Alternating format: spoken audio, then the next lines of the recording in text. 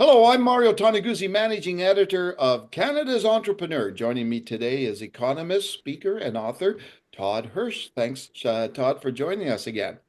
Great to be here, Mario. All right, we're in the midst of a federal election, and not going to put you on the spot and talk politics, but more talking about the impact of politics and an election on business. So, yeah, what is the impact that an election has on the business climate of the country when we're going through this? Yeah, well, obviously, I mean, as all the listeners will know, politics and economics, they're adjacent. They're not quite the same thing, but things that go on in the political policy realm will affect the economy. I've always been clear to say I think we give politicians both too much credit and too much blame for what happens in the economy. Nonetheless, policy does matter and smart policy does matter. And I think this is why, when we look at this election, the Liberals having been in power for the better part of the last 10 years, I think there really is, and everything going on with tariffs and all the things going on in the world, I think there really is an appetite among businesses in Canada to change. Now that might mean either way, we're going to have a new prime minister, either the Liberals or the Conservatives, than what we've had in the last 10 years.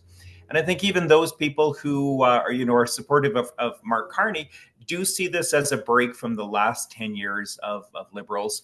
Obviously, the Conservatives and their supporters would see Pierre Poilievre and what he wants to introduce as a clear break also from the last 10 years.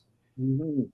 What do you think businesses will be looking for from the politicians during this election?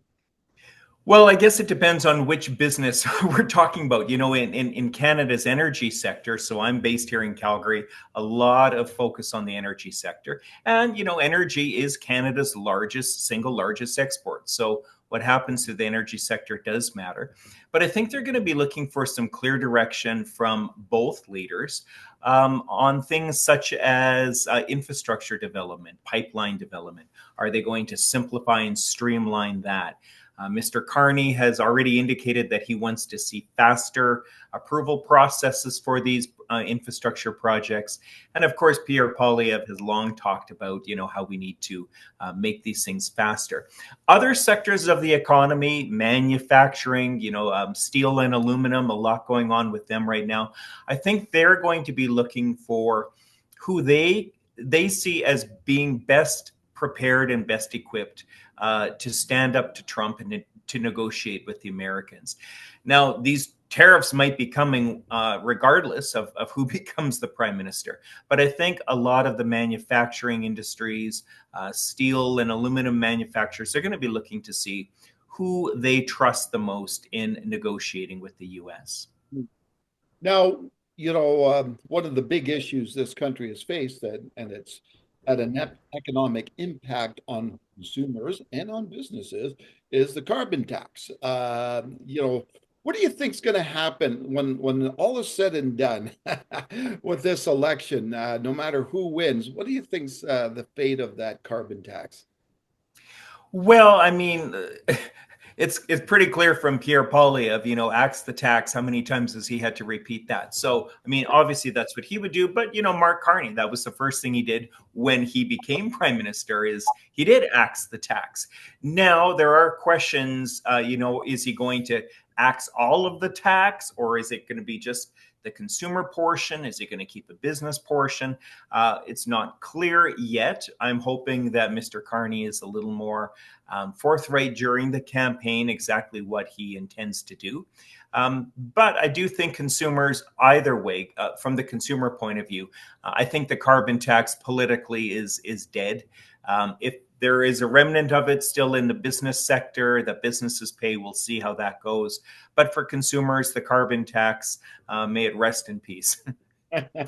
All right. So, when typically during elections, and and maybe even on a local level, whether it's a municipal election or a provincial election, uh, like do businesses typically kind of stay stay on hold and not make big decisions pending results of elections?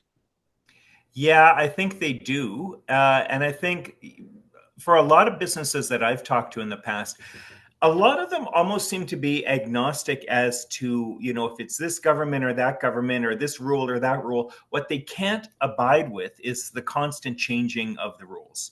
All of the deck chairs being, reshuffled. Some of them say, we don't even care, for example, if it's a very strict environmental regulation, as long as we knew that is going to be the rule for the foreseeable future and it's not going to shift on us, we can work with that. It's not that they love it, but they can work and they can plan around it. It's the constant changing and shifting. And that sometimes happens when you are changing governments, is uncertainty. So I do think that there will be some, let's wait and see who ends up taking this election before we know the rules of the game and before we make some long-term investments. Now, I was talking to a realtor earlier today, and they were talking about how, this uncertainty gets into the mindset of potential, buyers, home buyers, right? And I'm wondering, is the same thing happen with investors? Do you think, when you're going through an election, investors may be put on hold as well, like, because they want to know the outcome of an election? Absolutely. And, that's outside of my world a little bit, but, certainty is a huge currency when we talk about, if it's a consumer spending money, if it's a business investing in capital and equipment, or if it is an investor looking to make some long-term plays. So the more certainty we have, and I guess the greater trust that we have in whoever we elect, that they're not going to be changing the rules. I do think those investors will be looking for and hoping for some stability and some certainty. And Todd, lastly, what types of policies at a government level have the most impact on businesses? Usually things around tax. So we haven't heard so far in the campaign exactly where the different parties are going to land on what they're proposing for business taxes, especially business taxes. But things like capital cost allowances, reducing those and allowing companies to write off more quickly some of their investments. Those are the kinds of things I'm going to be looking for.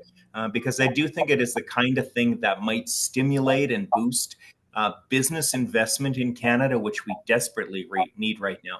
So early in this election campaign, I think it was the first business day of the campaign, we heard both the Conservatives and Liberals say we're going to cut personal income tax to some degree. I'm waiting to see if there are going to be any major proposals or platforms around the business tax. I think that's what businesses are going to be looking for. Okay, excellent. Thanks so much, Todd, for joining us today. Always a pleasure. Thanks, Mario. All right, that was Todd Hirsch, who is an economist, speaker, and author based in Calgary. I'm Mario Toneguzzi, managing editor of Canada's Entrepreneur. Thanks for joining us today.